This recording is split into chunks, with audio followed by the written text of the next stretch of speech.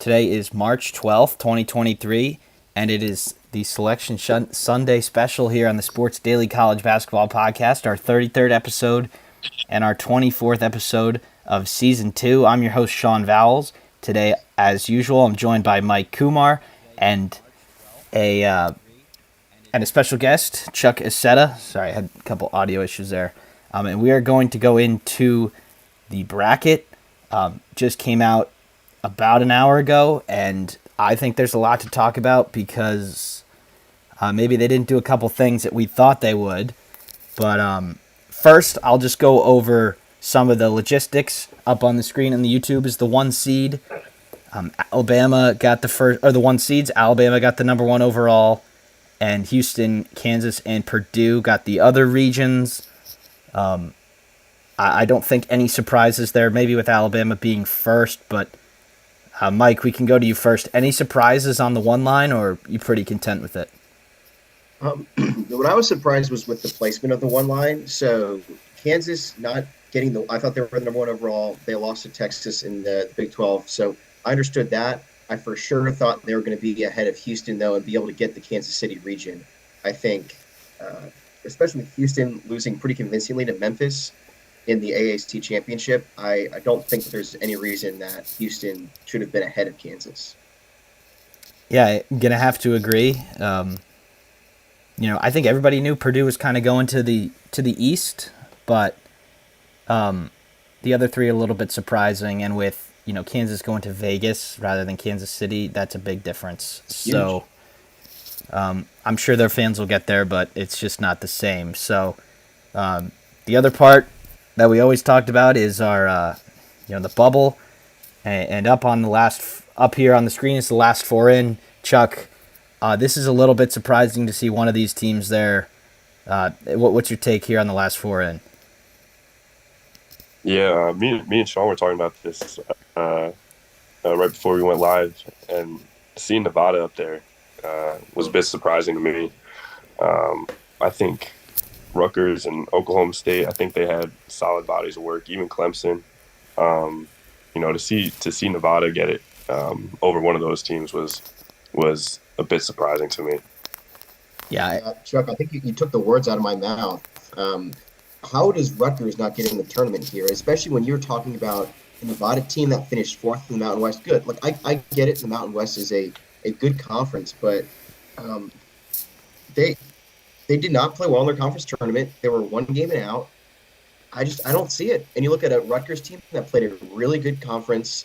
They were competitive all year. Yeah, they had a couple hiccups at the start of the year, but that's been a really good team.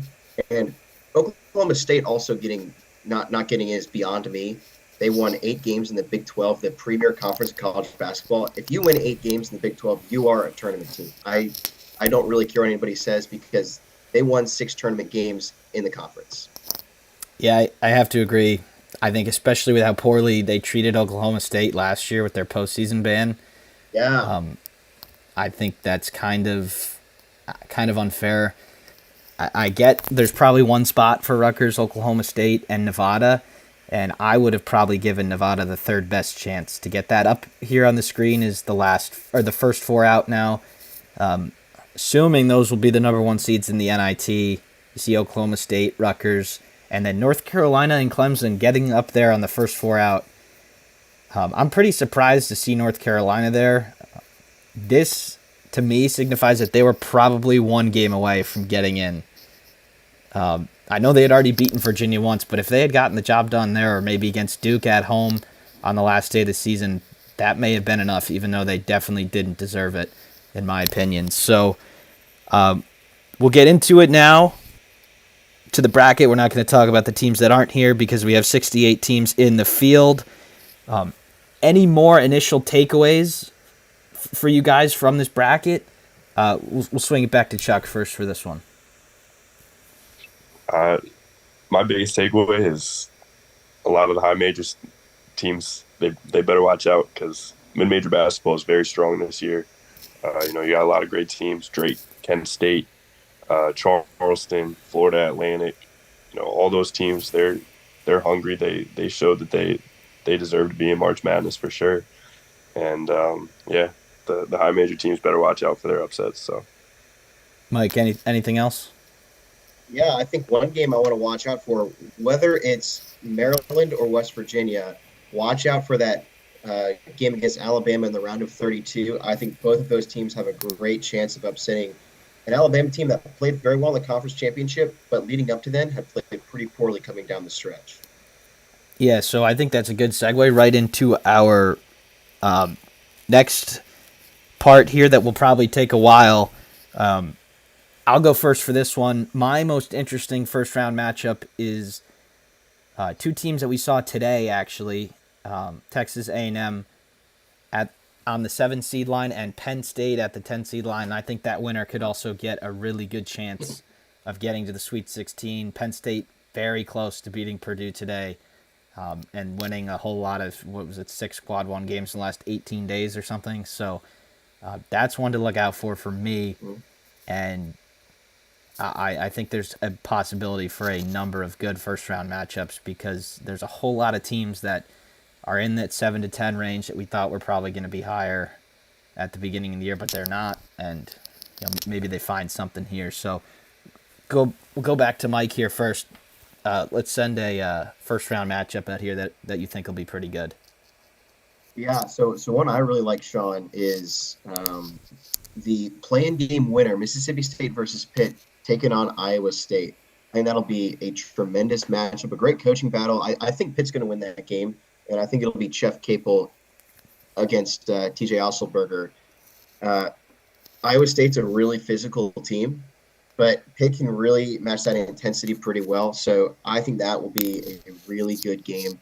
And then if I had to pick a 12-5 game per se, because there's a lot of good 12-5s. I think I love my Miami Hurricanes, Sean, but watch out for them against Drake, a team that has been playing incredible basketball getting into the tournament. They're going to have a week and a half off going into the game, so they'll be pretty fresh. I like them to potentially upset the Hurricanes. Yeah, and as the just for the listeners, right now we don't have any of the times yet. We do have the locations, so if those do come out, we'll we'll relay it to the audience here. But Chuck, any other match? I mean, there's a bunch, so we'll probably go a couple times around here. But what matchup do you want to talk about here?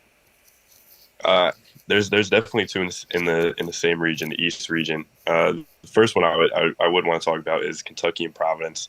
I think Providence is a very very good team. I think they are very underrated, and I don't know if they're really talked about enough nationally. And I think it's going to be a Bryce Hopkins revenge game against his former team. I think he's going to have a great game, and I do like Providence in that game. So Yeah, so why don't we stay in the East region here? Because I think there's a lot of matchups worth talking about here. And it was one that Chuck and I were talking about before we got live here was probably a really unlucky one is the 5-12 there in the East. Duke at the 5 just won the Big East tournament yesterday. Probably the hottest team in the country. They looked, I would say, the most impressive of all the major conference tournament winners. And then Oral Roberts, probably the best 12 seed. I think it's unlucky for Oral Roberts, but they've got some players that I'm not completely ruling them out here. They've got this 7-5 guy who can shoot threes, Connor Vanover. So I think Duke won't be overlooking it, and I think there's a chance that this could be a really good game. Yeah, Yeah, and go ahead, Mike. I think Duke is a potential Final Four team at this point with how good a basketball they're playing. They shut Virginia down last night. I think Virginia 34 minutes into the game had 34 points. Like incredible for a team that can shoot the basketball pretty well. But I think Oral Roberts would have rather been a 13 or a 14 seed in this situation. I would have much rather played Tennessee or Kansas State. I mean, they just got a really, really bad break here. And I think if you put them up against any other 12-5, I would have picked them. But because it's this 5 seed, I can't do it. Yeah, Chuck, anything to add in that matchup or another one? no, just a little bit to add. The Derek Lively Connor Vanover matchup is definitely going to be one to watch. Derek Lively, he was hurt over the summer. Kind of took a while for him to come onto the scene this season, but he's really emerged as a great freshman. And Connor Vanover with Arkansas, he's a high major talent. That's going to be a very key matchup to watch. And then Jeremy Roach versus Max Abmas is that's going to be a very good one too. So Jeremy Roach is playing great basketball right now, and Abmas he led Oral Roberts to a Sweet 16 a couple years ago. So I think it's going to be a great game. I do think Oral Roberts could have gotten a better matchup for them, but you know it's going to be an exciting matchup to watch for sure. Yeah, And I think or go ahead, Oral Mike. Roberts has what, two or three returning starters from that team that went to the Sweet 16. They have a couple players. Yeah, obviously, I think Yeah, Jurgens and maybe one other one. But Vanover's ability to shoot the three, I think, is going to be big for getting Lively out of the paint because he is really good at blocking shots. And we've seen it with a whole lot of other teams. When you have a shot blocker, everything is harder. So maybe you get him out of the paint. Well, maybe you can get a couple layups. So I Tennessee, Louisiana here. I mean, I don't love Tennessee coming into the tournament. I don't think they've been playing that well since they lost Ziegler. Louisiana probably the worst 13 seed. So I think that Duke or Roberts winner probably gets to the Sweet 16. But we 100%. we mentioned Kentucky Providence. They've got Shire here up on ESPN if you're watching that. But Kansas State, I don't think they should have much trouble here. Michigan State, USC. Maybe we can do a couple comments on this one. I do think the Spartans got a good draw here. I think USC has kind of just been all right this year. They have a couple good guards, but so does Michigan State. So I think the Spartans take care of business here. What do you guys Yeah, think? USC is not a very good tournament team. They really limped in, and they lost in their first game against Arizona State. Very unimpressive. I actually thought that they were going to be a last four in team. I think it was very generous for them to get the 10 seeds. So I love Michigan State in this one. I love the experience that Tom Izzo brings to them. And I don't think they'll have much success after that because I think Shaka's Marquette is going to roll through them in the round of 32. But love Michigan State in that game. Yeah, anything to add, Chuck, or you want to go to Memphis FAU? No, I mean, yeah, I don't love USC as a team, but I do think the guard play is so pivotal in March, and obviously Michigan State has Tyson Walker. He's a fantastic guard, but I don't think we could overlook Boogie Ellis and his ability to kind of will his team, and also Drew Peterson on the wing. He could really shoot the ball well. So I think both those guys they can have very good games. I think USC is a great freshman center. He's young, but he's a talented kid as well. Coming off the bench, I'm pretty sure. But I think that'll be a good matchup for sure. So Memphis FAU really the last one matchup in the East region. I don't think any of the top three will have issues here. We've seen crazier things happen. I'm not ruling it out, but I don't see it happening. So Memphis FAU, tough one for FAU here. I think they haven't lost a game in a while. 3 losses on the year. They had a pretty simple conference tournament. They won a couple of their games by a lot of points. Not going to pretend like I watched that, but they did. People they would have been in anyway if they didn't win, but they still got the job done. But Memphis looked really good today. They were probably unlucky not to beat Houston in their last game in the regular season, but then they get the job done today behind Kendrick Davis. So Memphis is really hot, and I think they've got a chance to do some damage here. But Chuck first, then Mike for this one.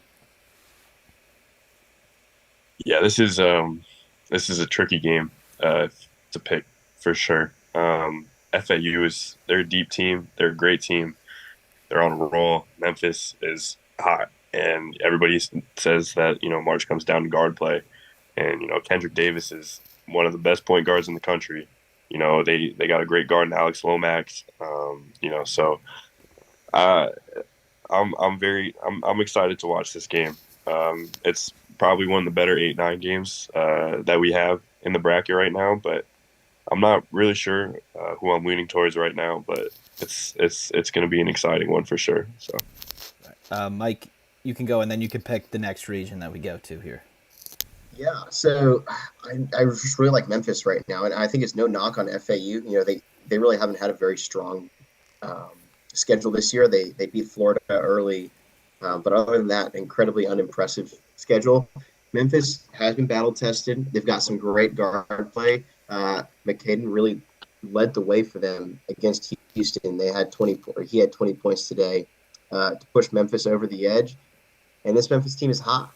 Um, Kind of a tough start to the year, but coming down the stretch, their only losses were to Houston. In both of those games, they had a good chance to win. They really should have won on senior day there in Memphis, but a buzzer beater, you know, elbow jumper secured the deal for Houston. But um, as much as I think Florida Atlantic also, as a mid major, getting a top 10 seed, they kind of got a bad draw here because then they got to do that, and if they win, then they got to go play Purdue. So another situation where I would have rather been the 10 seed or the 11 seed in this region. So, Mike, we'll let you pick the next region here, and then we can go through their first round matchups. So we did the East. Sean, my Baylor Bears are in the South region, so I'm going to go with the I South. figured you'd go there, but yeah. So I don't think we've talked about any of these matchups yet, or maybe Maryland, West Virginia a little bit. I would just say get ready for that game to be a long one because there are probably going to be a lot of fouls, and get those players got to be ready to Yep. play. I don't think that either one of those teams can beat Bama, but you never know. And Alabama has a tough shooting day, maybe, but I don't see it happening there. But I think this is the closest 50-50 toss-up for me. We got two teams that kind of, come from the upper to middle pack of their power conference, and they looked really good at times this year, looked not so great at times this year. But I'm hoping we get some times here so we can see what games are on first. But that'll be an interesting one. And then, And Sean, I yeah, would say West Virginia, they ended up finishing 7-11 in the Big 12. So I'm not going to say that they won three of their last four before they lost to Kansas, but I think they have a great opportunity here to pull off an upset against Alabama. So you look at coming into this, they beat Iowa State on the road, which is a pretty huge deal considering how hot Iowa State has been coming down the stretch. They destroyed Baylor in twice in a 5 day span. And not only that, Maryland, who we thought was dead in the water a month ago, they've been playing really good basketball. They've been I don't think they do great in Big Ten to Indiana, but I think that they've got a really good chance to pull off an upset. I think I like West Virginia to win that game, but I'll probably pick Alabama in the bracket, but watch out for West Virginia in that game. yeah, and we can, we'll get more in depth later. But actually, now that I'm starting to think about it, I think I like West Virginia because Maryland just kind of bullies teams, and I don't think you can Yeah, do that to the Mountaineers. So, Chuck, yeah. we can go to you here for the San Diego State, or we can go. You can take that whole pod, the 5-12 and 4-13. Because we got a lot of stuff to get into later, so we'll just each talk about a couple of these matchups. Yeah, so when I saw Charleston get matched up with San Diego State, it kind of broke my heart. I want Charleston to be this year's big time Cinderella run. I think they're a great basketball team. I think if they do get by San Diego State, I think they can make it to the Sweet 16. But you know, they rely on three ball. San Diego State defends three and their perimeter very well. So that's definitely going to be a good matchup. Again, Charleston, I think they deserved a better draw than what they got, but you know, that's going to be a good one. And then Virginia Furman, I I do like Furman in that game. Virginia just I don't know. I'm not really impressed by them. Um, I think they are still a great team, but I don't know. I do really like Furman as well. I like I like that matchup for Furman. So Shout Yeah, out the Paladins. This is the first tournament in 56 years. yep. Yeah, they mentioned that on in their championship game that they've been so close so many times. Obviously, that half court shot last year against Chattanooga, but they took care of business this year, and Virginia didn't look so great yesterday, and Furman can play defense, so I think there's a chance that that could be a pretty big upset. But Mike, we'll let you take this next pod here because your team is in it. Interesting 6-11 matchup here, and obviously your Baylor Bears taking on the Gauchos from Santa Barbara. Yeah, so I think the Bears, they've been a little bit shaky lately, but I like them to take care of business against the Gauchos. I think I heard maybe it was Jay Wright say that he liked CC Santa Barbara in that one. I don't really see it. The bigs for Baylor have really been struggling lately, especially when the guards get pressure. But I still think Baylor gets the job done. What I do think will be an interesting game is who Baylor plays in the round of 32. So I love Creighton. I don't think NC State should have been better than a play-in in the first four. But Creighton, they have struggled a little bit. They kind of fell flat on their face in the semifinal game of the Big East against um, Gonzaga. But Coach Fulmer is going to be trouble for the Bears. So I think that game could be a really, really tight game against Cincinnati. And both of those 6-11 teams kind of got crushed in their last game, but I think that they Yeah, could cause a couple issues for the Bears. And then I'll take the last quad here in the South region. We got Missouri and Utah State. Good 7-10 matchup there. Both those yeah. teams really efficient on the offensive end, so that could be a game that gets to the 80s or the 90s.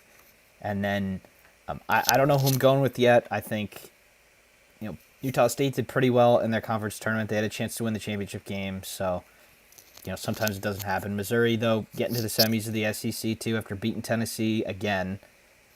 So both teams are playing pretty well coming in. That'll be an interesting one. And then Arizona Princeton is the last pod there. I don't see Princeton being able to stop Arizona. Princeton looked pretty good today against Yale, and they're a typical Ivy League team in my opinion. They play really smart. They have a couple guys who can knock down shots, but Tubelis and Ballo are a handful up front. So I think Arizona should take care of business there. So we're two down, two to go, and we've got the Midwest and the West left. Chuck, I'll let you take your pick. Which region do you want to talk about next? And then you can talk about the pod that you think is the most interesting. We'll all talk about it, and then we can each take one of the other three. We can go to the West, and then I'll take a look at that UConn Iona game just because I know Iona so well. So I've done I've watched a lot of film on Iona. Being that we play them 2 times a year, and it's going to be a difficult matchup for UConn. I do think UConn will get by, but the guard play of Dennis Jenkins and Walter Clayton Jr. I think both of them, if Patino leaves and goes to St. John's next year, I think both those guys are going to follow him, and they're going to play at a Big East school. UConn. I love Jordan Hawkins. I love Andre Jack. I love Adama Sanogo. I love their team. They're very athletic. I'm intrigued by the Tristan Newton, Dennis Jenkins, or Walter Clayton, whoever he's guarding. It's gonna be a great game. So we'll see how that one plans out. I still have UConn advancing, especially since it's in Albany. It's probably going to be a home game for them, and there's probably going to be some good Iona fans there too. And then the 5-12 game, St. Mary's VCU. This is another one that just two mid-major teams that are excellent defensive teams. VCU is an unbelievable defensive team. They have they have high major talent. Brandon Johns. I think they have a transfer from Arizona too. They have the Player of the Year, Ace Baldwin. They got a great team, and then St. Mary's, they have a great team too. Logan Johnson, Dukas, and then they have the freshman superstar Aiden Mahaney, who always seems to be Mr. Clutch at the right time. So I got St. Mary's advancing in that one, and then the St. Mary's UConn game. That's going to be a great game. So we'll see how those two play out, but I love the 5-12, 4-13 matchups. I think those are going to be two great games that come down to the wire. So Yeah, UConn Iona gonna be a really good one. Iona probably has the size to at least take like as much size as you could expect. They got two guys that are pretty tall in their starting lineup with Nelly Junior hmm Joseph and Osborne Shema. And then they got good guards too. They're probably going to be high major guards next year. Looks like that's going to happen. yep. I think that being in Albany, New York, they put it there for a reason. That's pretty close to Um, both schools. Obviously Chuck knows this, but for other people, Iona probably had the easiest possible path through our conference tournament. They played the worst. one of the easiest of all time. They had the worst seed, the worst team in the conference in the championship game. And Marist put up a hell of a fight, but I don't think Iona really ever got into. They ever played like they should, or they ever played like they could until the end when they kind of pulled away. But I think Rick will have them ready, and I think UConn will be ready too, because everybody said they were going to win the Big East tournament, and they were better than Marquette, and they're favored against Marquette.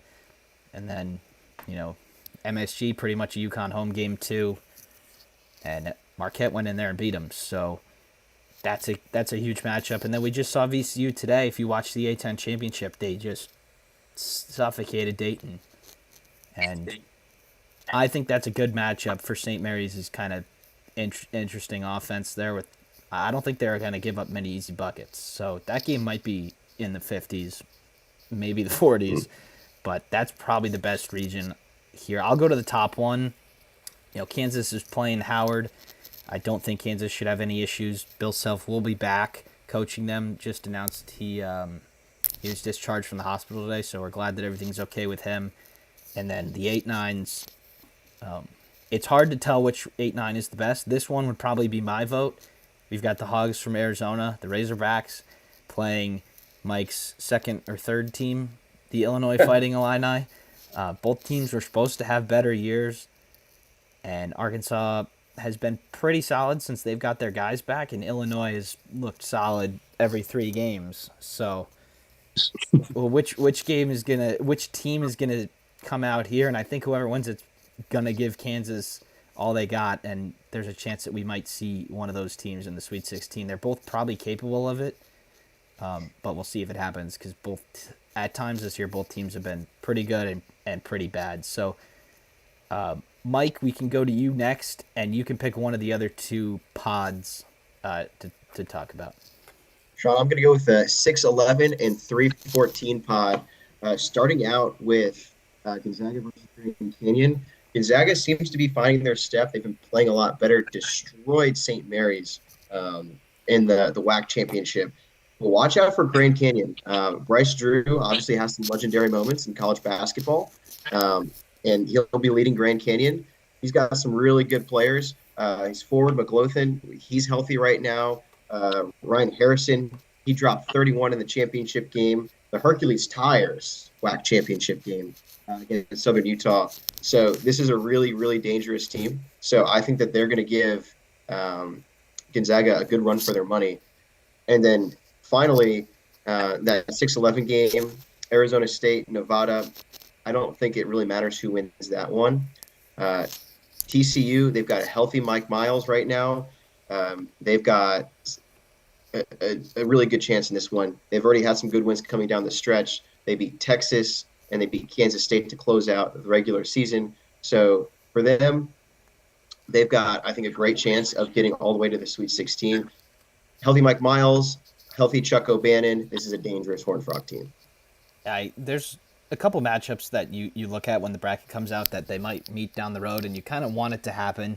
And I hope that Gonzaga TCU game happens because that could be a pretty good one. TCU in that matchup. Obviously, sometimes the committee tries to do that, like they try and put storylines together for the second round, and then somebody messes it up and loses in the first round. But ASU and Nevada were also the third and fourth, or they were the last two teams in according to the committee. So it's interesting to see them playing each other. There's no conference. Obviously they wouldn't have two teams from the same conference playing in the first four in Dayton, so I'm a little bit interested to see them two together. I like TCU too. They've been pretty good since their players are back. So Chuck, you got the bottom pod here with a couple interesting storylines from this one too. Yeah, so Northwestern Boise State, um, man, that game that's going to be interesting. Northwestern they were a great storyline team. They seemed like they were one of the hottest teams in the country, and then I feel like they've kind of fallen off the past few games. And Boise State, I think they're a great team, but you know Northwestern they got a great backcourt. Boo Buie, Ty Berry, I believe the defense player of the year, right? Chase Audige or whatever, however you pronounce his last name. That's going to be a good one for sure. I really like Boise State's team too. Um, I like their guy Max Rice. I'm kind of blanking on who else is on their team, but I've watched them a few times this year and I really like them. And then UCLA, UNC Asheville. I think Adam Bona is going to be back. He should be back Is he for okay? that matchup. I believe so. Tiger Campbell, Jaime Jaquez. I don't think they're going to have a real issue with UNC Asheville, but UNC Asheville does have a very talented player in Drew Pember. He's tall. He could shoot. He can get to the rim. He's a great player. 6'11", averaging 21 and 9 with 2 blocks. He gets to the line a lot. 37% from three. They might have a tough time with him, but other than that, I think UCLA should be okay in that one, and I think they'll get to the Sweet 16 in this region. So, Mike, you think they can get upset in these first two rounds? I do think Northwestern can give UCLA a good run at their money. UCLA has been playing pretty good basketball coming down the stretch. I think the question with UCLA is how good is the Pac-12? I don't think it's very good. They haven't been playing tremendous talent coming down the stretch. So they got thumped by Arizona. We'll see how good this UCLA team is. I will say they were pretty good in the out of conference, and they didn't really mess up in the Pac-12, which gives me some props. But I think Northwestern could definitely give them a run for their money. Yeah, Arizona's a good team, and that game last night, they were 1 of 3 against Arizona. They were in all 3 games, and obviously you're not gonna, learn how to play without Jalen Clark right away. So I think if they rest, and I think if Bona's back, I think they're a pretty similar team to Northwestern if you think about their makeup and their guards, and they're better at it. So they should probably win against Northwestern if they face them. And then Boise State, probably more the same. I would say UCLA still probably going to get through, but you do never know. They're probably the most vulnerable 2 seed, I think. But we'll go to the last. Yeah, go ahead. Amari Bailey stepped up big time last night too, so that's something to look out for. I don't know how many he finished with, but I think he might have had 19. Should have had 21 after that poster dunk and that questionable offensive foul call. But if he steps up, I think UCLA is going to be okay. So we'll head into the Midwest region, our last region here, before we get into a couple of the, our scenarios and over-unders and stuff like that. And then we'll finish out with our final 4 picks right off the cuff here. But we'll go to the Midwest region, and I think we should all talk about this 4-13, 5-12 pod because there's a lot. I think all 4 teams have a chance to come out of there. It's also going to be in Albany with UConn and Iona, so Albany seems like an awesome site this year. Indiana's playing Kent State in the 4-13 round.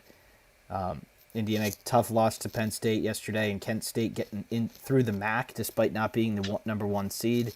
I think they've got one of the best players in the country in Sincere Carey. They have a couple other guys who can make shots too, which is kind of the formula to beat my Hoosiers. So I'm really worried about this one. This is probably the 13 that I least wanted. But Albany's not super far away from IU, so Hoosier fans will probably get there. And then the other matchup, Miami-Drake. Drake might be the best 12 seed. Tucker DeVries. And we know how much Mike likes Miami, but this is a huge. I think there's a chance that all 4 of these teams could get to the Sweet 16. And Mike, if you want to add anything, go ahead.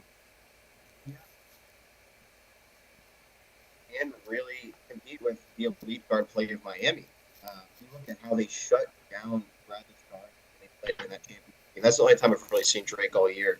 But the starting guard only had 20 points for against Drake for the Bradley Braves. So incredibly impressive defense. And then look out for guys like Booker Rivera, who averaged 19 points a game this year. He's going to be critical if Drake wants to stay in this game. Guy's only a sophomore, so we probably will be seeing him at major college basketball next year. But I will probably still go with the Hurricanes in this one. But I think, like you said, Sean, I couldn't agree more. Four teams could easily be in the Sweet 16 in this little quadrant right here. Chuck, who you got coming out of this pod? I got Drake. I think Drake. Wow. They're experienced. They got their average age in their starting lineup is 23 years old. Um, you know, they're an old team and great defensive team, great offensive team. I don't know. I think Drake can get to the Sweet 16. Yeah, So I think it's wild, Chuck, how their best player on the team is the only one that's not a senior in the starting lineup. yeah, They have that experience around them. Like, pretty incredible.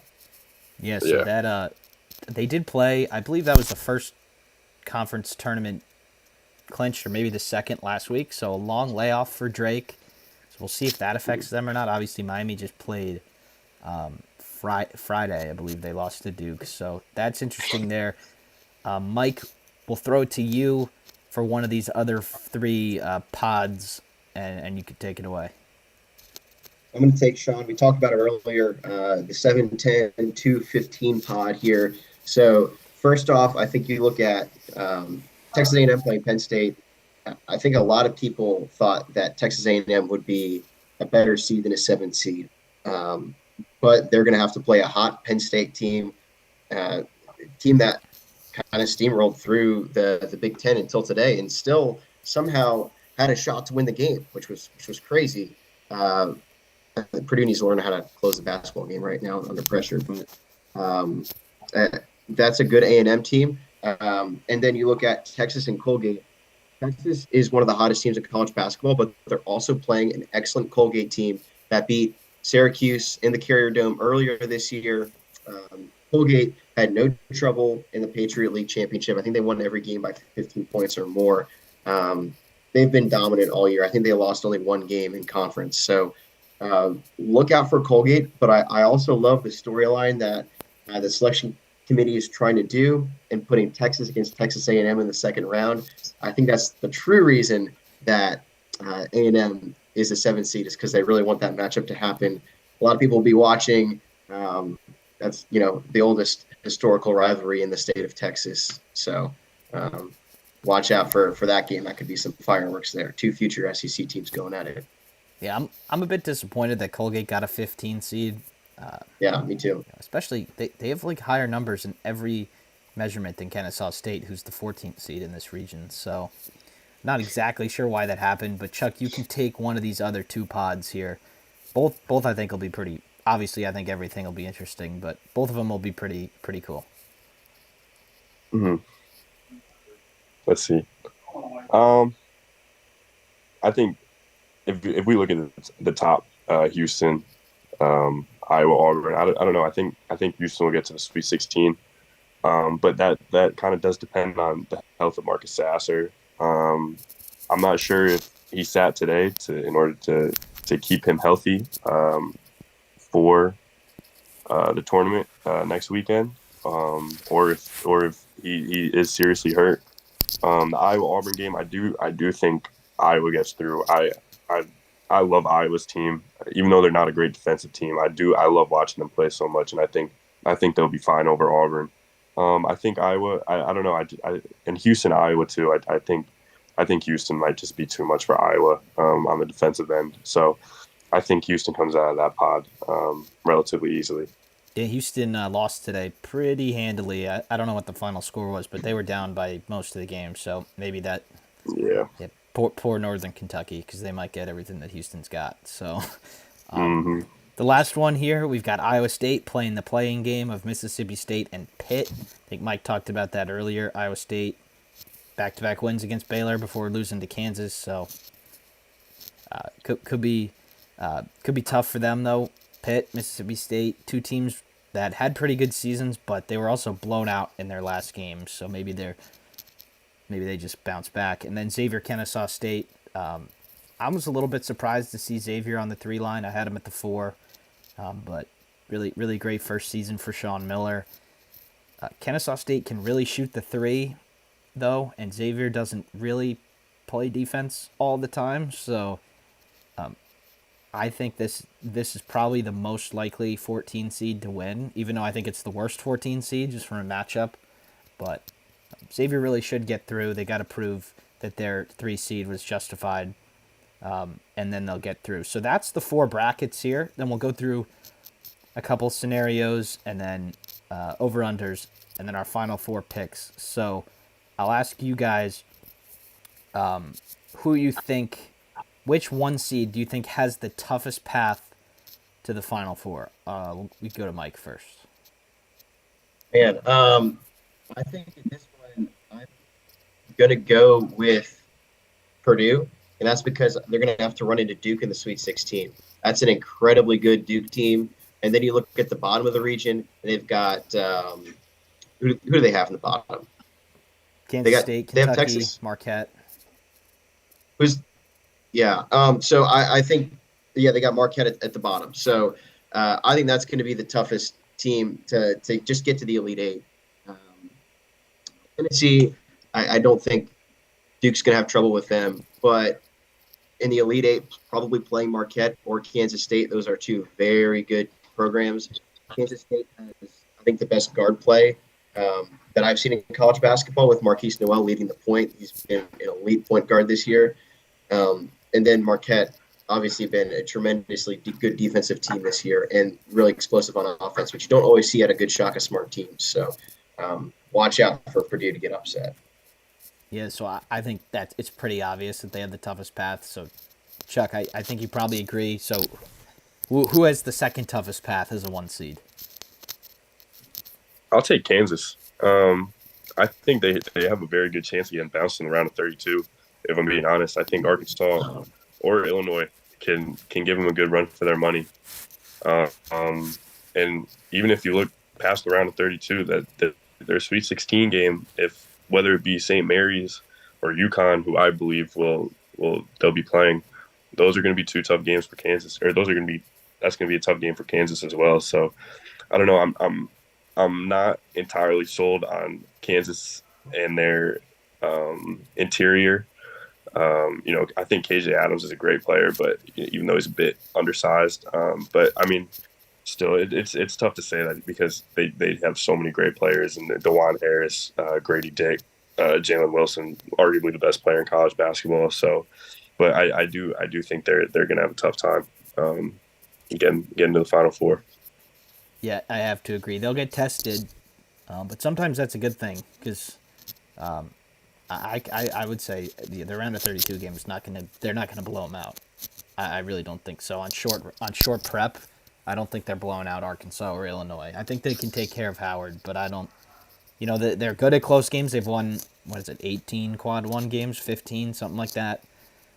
So they've been tested this year, but it's going to be no different for them to get to the Final Four. And then, if you get to the Sweet 16, you got that St. Mary's, VCU, UConn, Iona pod winner.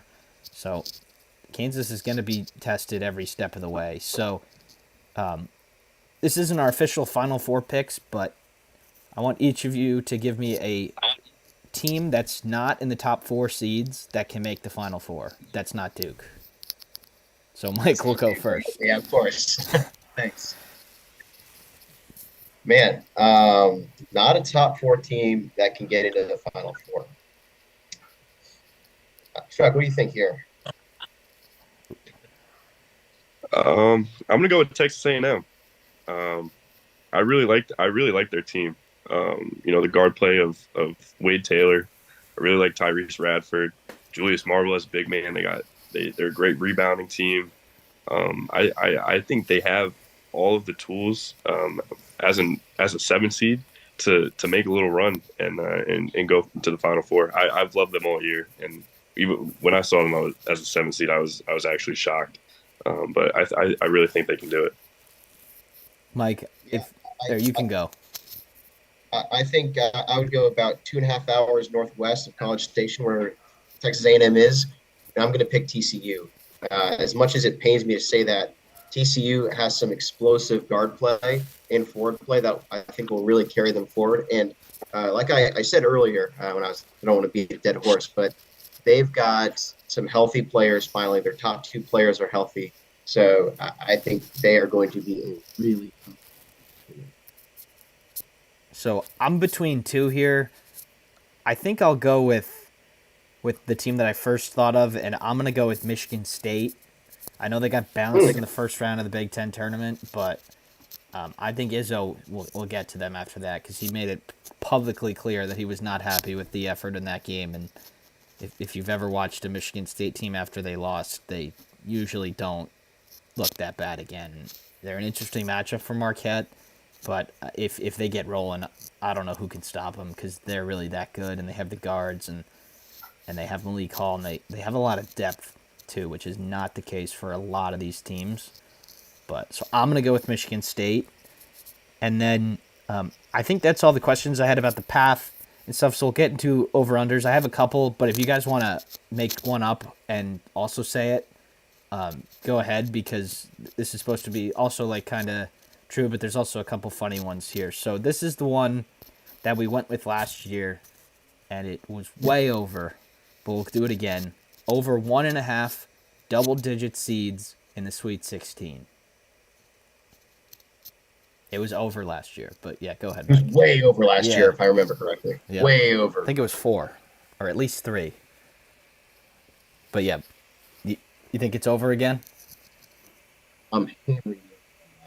Hammering it. Chuck, you agree? I think it's easily over. It's Yeah. easily over in my opinion. Not I even think we're gonna. close. I think we could see two 12-13 games if I'm being completely honest too. So Yeah. Okay, so that's it. Will probably this year has been very crazy for college basketball, so it would make sense that it would happen. And then the next one here is over 3.5 one seeds in the Sweet 16. Do all of them get to the Sweet 16? Last year, Baylor didn't. Got knocked out by Yeah. UNC. Thanks, Sean. Tough one for you, Mike. They ended up going to the national championship game. But all 4 one seeds get to the Sweet 16? Quite sure. Unlike y'all, and I've watched a lot of Illinois basketball this year. Obviously, it runs in my family's blood, but I think Kansas is going to easily roll through and get to the Sweet 16.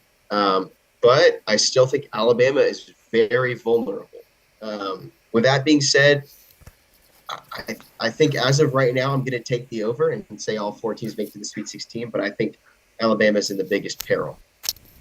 I'm not sure how often this has happened. I would say it doesn't seem it now that I'm remembering in my head. I don't think it happens most years. But Chuck, No, do you think it happens? I'm gonna take the under. I think I'm gonna take 3 of once he's making it to the Sweet 16. Chuck, I who's I your think who's your if what's going out?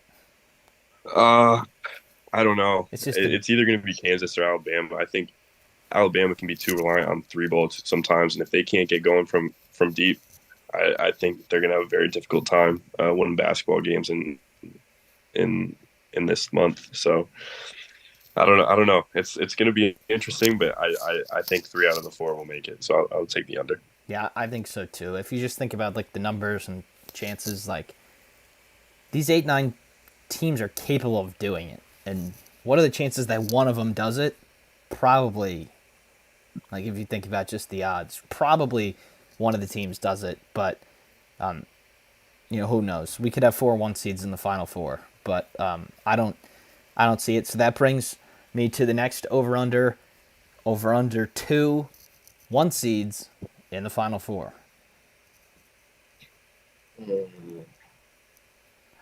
All you, Chuck.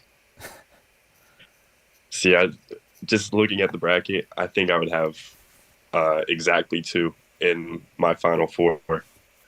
Um, That's like right about the average. It's like 2.1 or yeah. 1.9. So, but hmm, you know, I'll go under. I'll go under. I like upsets. I like to make my brackets some fun, so I might as well take the under on this one. Mike, do you think 2 1 seeds make it to the final four?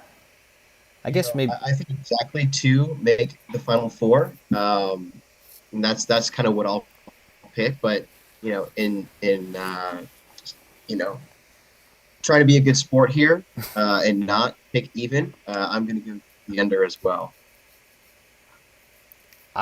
I'll go over, and I just say 1 point that I think makes sense. Those 1 seeds were there on the number 1 line for most of the last part of the season. Like That is true. there's only there's a lot of shuffling, in the 2, 3, 4 and stuff like that. But I don't know if I changed my 1 seeds in the last month. So I could say I could see 3 getting there, but if one of them gets picked off in the round of 32, like we said, then chances are it'll be under. I think easily it could be 1 or 0. I'm not sure how many zeros there's been, but there's definitely been a couple with 1. So yeah, I think it's a pretty good line, and it'll probably be 2, but or maybe less. Then the next one here, a little bit, maybe a little bit fun. Over under point 0.5, 14, 15, and 16 seeds winning a game. I'm going to take the under this year. I don't see any um, 1 season 15 obviously.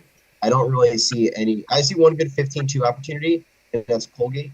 And I think the only reason I say that is because Colgate, I think they should be a 13 seed. But I also think Texas is one of the teams to beat in the tournament. Shocker, they might be one of my final 4 picks, but I think they are vulnerable in this game because of how talented Colgate is.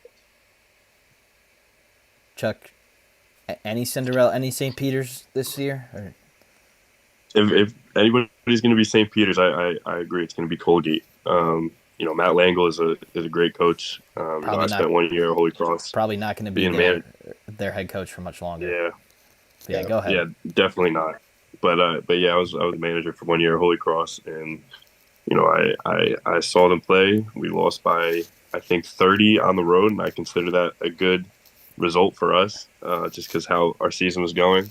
But they're a talented team, and I feel like they've been right there uh, for 2 to 3 years to get that win. And I think they're going to get it this year. I really do. Was it 2 years ago they had like a 14-point lead against Arkansas, or I think it was 2 years ago, but Yeah, I think it was 2 years they ago. Yeah, they can and then score. last year Wisconsin. Yeah, and that was a close game. But I It think they was, have they and have then this. I think you have to be able to score to pull these off. We saw UMBC make a lot of threes against Virginia that year, and St. Peter's. Well, they did make a lot of threes in the Kentucky game. Not really the rest of the way, but they did. I think they were like 40% or something in that game. You have to do that. But Texas also can kind of score too, and I think that's probably the most likely 15. But we'll just little side to the question here. I think the most likely 14 seed of winning is Kennesaw State. Do you guys agree with that, or do you think another one's more likely? I just think Kennesaw is pretty weak. Yeah, So I think Xavier is going to roll in that game because they're an unimpressive team. yeah. IU played them with no Trace and no Xavier Johnson. And we won by 14. So it wasn't that. They do make threes, but they really can't. They really kind of slow the game down, and I don't think they can win the tempo with Xavier, who will get up and down, and I think they'll. But they can make threes, and Xavier can't really play defense, so that's probably the only angle I have there. I don't see any of the other 14s. I mean, maybe Grand Canyon if it was another 3 seed, but Gonzaga's probably the best 3 seed, so I don't see it. So I have one more over under here, and then if you guys want to make one up and add one here, you can go ahead. But over under 1 6 seed in the Sweet 16. It doesn't feel like 6 seeds go on runs very often. I got one six seed that I think is going to the Sweet 16 because I talked about him a million times. You guys know I talked TCU. about TCU. I'm going to go over on that actually. I'm going to take the over. I like Iowa State to also get to the Sweet 16. So I'm all in on the Big 12 right now. No bias at all. So there we go. Chuck. If TCU can get by Gonzaga, I'll take the over too. I do think Creighton is going to get by Baylor. I do think that they're Off. a great six seed. The reason they're a six seed is because Ryan Kalkbrenner had mono, and he couldn't play. I think they're a great team. They're a great point guard, great wing players, great center. I think they have all the recipe, all the ingredients to make it to the Sweet 16. Yeah, I agree too. You know, 11 seeds are very likely to win first round games for upsets, so that's probably why we don't see a lot of six seeds go on runs. But Creighton, they've got one, I think, one of the best starting fives in the country. They don't have much after that, but I think they will probably be favored against Baylor if those two teams win, just because of how both teams are playing right now. I know Creighton did kind of get punched in the face in the Big East tournament, but I still think they're pretty happy about how they're coming in to the tournament. So that's all my over unders. If you guys want to add one or two that you came up with, it's okay if you don't. But Over under 12, 12 victories.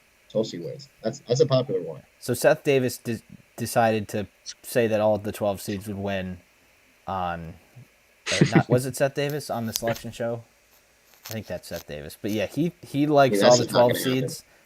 I I think it's been happening less and less recently, but I'll say over 1.5 12 seeds to win in the first round. I'm gonna say no. I'll take the over. I'm probably gonna go with Drake and Charleston. I don't know if it's really gonna happen, but those are my two picks for uh for Mike. 12 seeds. Yeah, I like the under. I think Charleston is going to get by San Diego State. But other than that, I like my fives this year. Um, uh, St. Mary's, I think, is going to get by a BC team that has. Yeah, Atlantic 10. I like Miami over Drake. And I like Duke over Oral Roberts because Duke's one of the hottest teams in college basketball. So I like my fives. Yeah, I think this year it seems like the 13s are obviously not as good as the 12s, but I think they're like some of them are like right there. I mean, Kent State and Iona would be 12 seeds a lot of years, I think, and we've already talked about their matchups, but I could see as many 13s winning as 12s.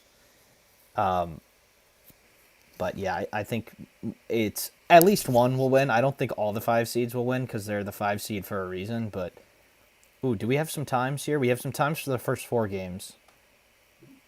Obviously, the 16s will be going first. Pitt and Mississippi State will be second on Tuesday. See if we have. It might just be these. Yeah, I think it is just these. But 9-10 True TV for the first four, as usual. Oh, we got all the time. We got all the Oh, we do? times. Okay. So If you look on it, it's on ESPN, it is? the app. Okay. So yeah, Ooh, we okay. got a VCU St. Mary's 2 p.m. on Friday. That's let's see, West Virginia Maryland's gonna kick us off in the round of 64. I feel like they always pick a good one to kick them off, but yeah, we got that pod going first, so Howard, Kansas will be after them. Or actually, is that the one seed there? No, it wouldn't be because that's a different pod. Never mind. We Yeah, got Charleston. Virginia, Or yeah, go ahead with Furman, Virginia. Virginia at 12:40, Utah State, Missouri at 1:40, and then Alabama at 2:45, Charleston, San Diego State at 3:10, and then Princeton, Arizona at 4:10. That's the South region on Thursday.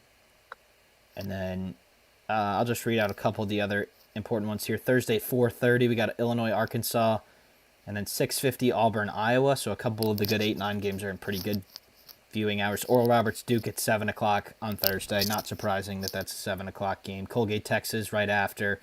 Boise State Northwestern right after that, and then the last session on Thursday, Houston and Northern Kentucky, Louisiana and Tennessee, Penn State, Texas A&M, 9:55 on TBS, and then UCLA, UNC Asheville. And then Friday we got USC and Michigan State leading us off. And Mike, your Baylor Bears are Friday at 1:30. St. Mary's VCU 2:00. Creighton NC State at 4. Iona UConn at 4:30 on Friday. Great time. Providence Kentucky at 7. FAU Memphis 9:20. And then it looks like our TCU in the play-in will be the nightcap, but Kent State and Indiana at 9:55 on Friday. That's a little bit disappointing, but oh well. But yeah, those are the times. The lines are out too. We'll pick those at a future date, and then Nevada Arizona State will be the second game on Wednesday after Fairleigh Dickinson and Texas Southern. So those are the times that they make sense. I think the big games are in that second or third session, which they like to do. Not really disappointed with any of them other than Indiana. So it's time to get the TV, a couple TVs in the same room, because there's going to be a lot of basketball on at the same time. But I think we're done with over-unders, and let's do Final Four picks, and then we can get into the chat questions to finish up, because we're just over an hour here, so we're pretty good on time. So let's go region by region, and let's start first with the region that has the number 1 overall seed, which is Alabama, and we'll go to the south. Chuck, you can lead off this one, then we'll go to Mike, then we'll go to me, and then we'll do the opposite order, and then keep snaking. I'm going to take Arizona. I really like them. They got great big men. They got a big man who can shoot the ball. Their guard, Kirk Risa, he's a great point guard. Courtney Ramey, he can shoot the ball. He's a great defender.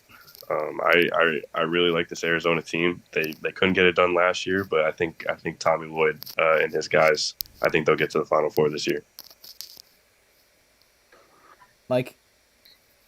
Yeah, I agree. I love Arizona. Tommy Lloyd, what a job he's done taking over a pretty disheveled Arizona program in back-to-back years, being a real contender for the NCAA tournament to take it all.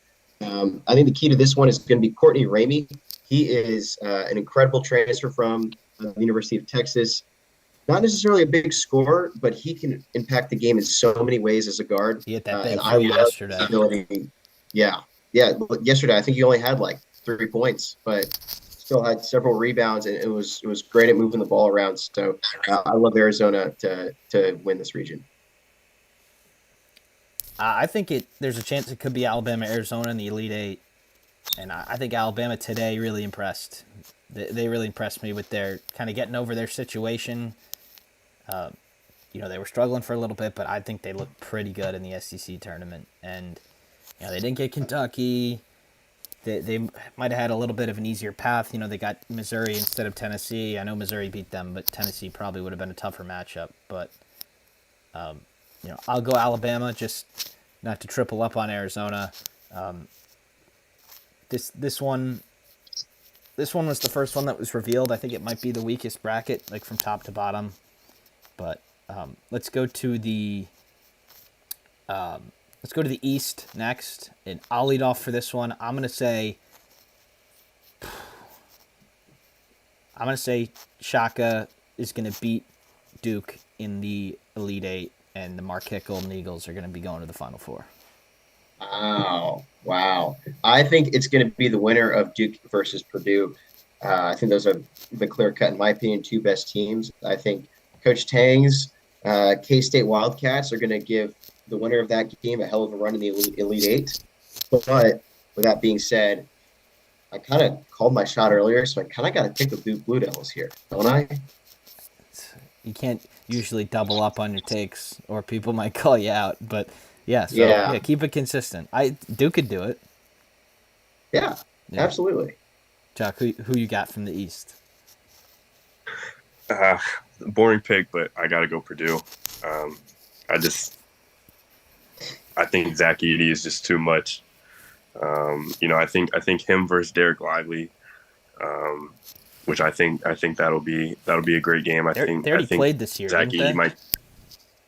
Did they? Oh, I don't even remember that. I think they did, but Duke was They did. different No, team back then. they beat yeah they beat Duke by 20. Yeah, but Um, that but was I way think back I in think that's November going to be a though. great game. Yeah, that was way Yes, back in November. yes. But But yeah, I don't know. I think Purdue gets it done. I really like Mason Gillis. I think he has the best tattoo in all of America. I think, and I think he's just a great X factor that could win Purdue a lot of games. I don't know if you guys were watching, but they're up 15, and he's playing his hardest. He dives for a loose ball that's not really near him, gets it, and they score 2 points, and that winds up being the deciding factor in the game. So I really like his play. I like their guards, and Zach Edey. He's Zach Edey. So yeah, I'll take them. they're a great rebounding team, especially offensively, and it's really not all Edie. First and Gillis get a lot of offensive rebounds. I know Gillis only had one today, but he's Hmm. it was that offensive rebound that you're talking about. But he gets so many that he probably shouldn't get, and first too. So that's why they're so tough. But Chuck, we got Hmm. two regions left. You could pick which one we go to, and then you could lead it off. We'll go with the Midwest. Um, I'm going to take Houston again. I think it's boring pick, but I think they have the best backcourt in the country, and Marcus Sasser and Jamal Shed. Everybody says guards win March. That backcourt, they're going to win them. They're going to win them a lot of games. So I got them going to the Final Four and probably the national championship as well. Mike? And for that reason, I love the Texas Longhorns. I really can't believe I just said that. I love the Texas Longhorns. But I think that they are going to be forced to be reckoned with. They're clearly playing good basketball right now, coming down the stretch. They've got incredible guards, Marcus Carr, Shabari Rice. Shabari Rice finally getting into the starting lineup. He was the sixth man of the year in the Big 12, but he was explosive for Texas in the championship game against Kansas. And then other guys, Dylan Dessou, Tyrese Hunter, these are really good team players. Tyrese Hunter only had 2 points in the championship game, and Texas still won by 21 points. I think that just shows how balanced the Longhorns are across their entire starting lineup, and I love them to get to the Final Four here. Yeah, you 1 and 2, good chances for them, I think. But I'll go with Xavier. I just think that they have really started to figure out how to What? play without Zach Fremantle, and I think they can beat teams that are defensive like Iowa State. And Sule Boom, not Big East Player of the Year. I think he was first team though. So I've always liked Xavier all year, and I think they can. They're a pretty good matchup for Iowa State, so I think they should get through. And then Texas, I mean, maybe they figure out, but I think they're a team that could do some damage. And the Hoosiers, I They think. just got to get past Kennesaw, huh? Oh yeah, well I think they have the most likely chance of losing in the first round too. But I'll go for them for the Final Four. They got a really good starting lineup. They're starting to get a couple of their bench guys in there. And I think they're going to take that Big East loss and start to play a little better. So we'll go to the West we haven't done yet. And the West, Kansas, UCLA, Gonzaga, UConn, their bracket. I'm going to say Gonzaga is going to beat UConn in the Elite Eight, and the Zags are going to get to the Final Four. They're still a really good team this year, even though they're not number one overall like they have been before. I'll say the Zags. Well, I'm not going to say they're going to get it done in Houston, but I think they'll get there.